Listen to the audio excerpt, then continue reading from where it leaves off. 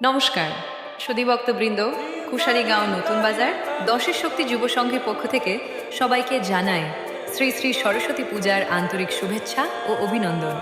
আবারও আসতে চলেছে সেই বহুল প্রতীক্ষিত আনন্দের মুহূর্ত।